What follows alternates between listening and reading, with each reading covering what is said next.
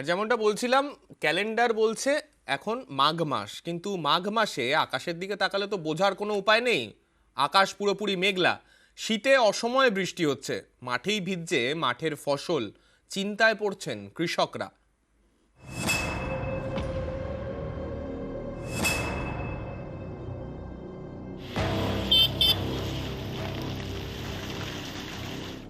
শীতে বৃষ্টি, অসময়ের এই বৃষ্টিতে ফসল নষ্টের আশঙ্কায় কৃষকরা।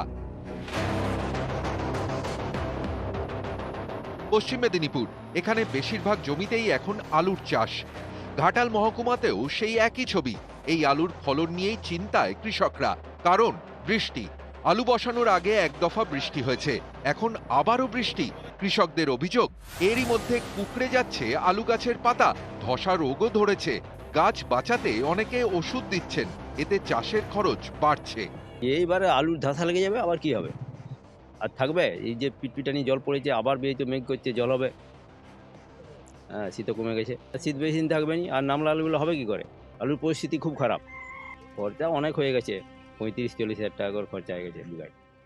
আলু গাছের বৃদ্ধি বা কন্ডিশন ভালোই আছে, কোনো সমস্যা নেই।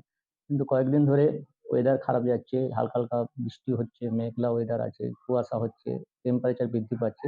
এতে আলুর নাবি ধসা হওয়ার সম্ভাবনা আছে।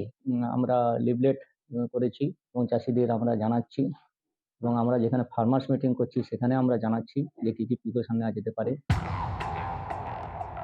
বাঁকুড়াতেও বিঘার পর বিঘা জমিতে আলু চাষ হচ্ছে, এখানেও চলছে দফায় দফায় বৃষ্টি। আলুতে পচন ধরার আশঙ্কায় কৃষকরা। জ্যাঠা আলুগুলোর যে অবস্থা, নামি আলু একই অবস্থা। এগুলো তো পাকা আলু, এগুলো তো মানে সেই পাকা ধানের ময়দার মতো হয়ে গেছে।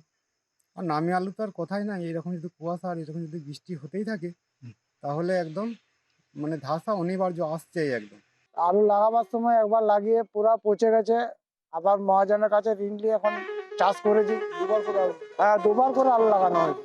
দুবার লাগানোর পরেও তো এই পরিস্থিতি, আবার ধসা লেগে যাচ্ছে, বৃষ্টিতে ক্ষয়ক্ষতি হচ্ছে, সরকারি সাহায্য ঠিক চাই। উত্তর চব্বিশ পরগনার বসিরহাট, এখানে বিঘার পর বিঘা জমিতে সর্ষে চাষ। দুদিনের বৃষ্টি এই সর্ষে চাষে ক্ষতি, নুয়ে পড়েছে গাছ। সর্ষের ফুলও ঝরে পড়ছে। কৃষকদের দাবি, ক্ষতিপূরণের ব্যবস্থা করুক প্রশাসন। সর্ষে গাছ পড়ে গেছে, একদম মাটির সঙ্গে মিশে গেছে, ও ফুল শুদ্ধ সর্ষে একদম মাটির সঙ্গে মিশে গেছে, ওই আর হবে? এখন কিছু যদি পয়সা করি কিছু যদি দেয়। নিউজ 18 বাংলা।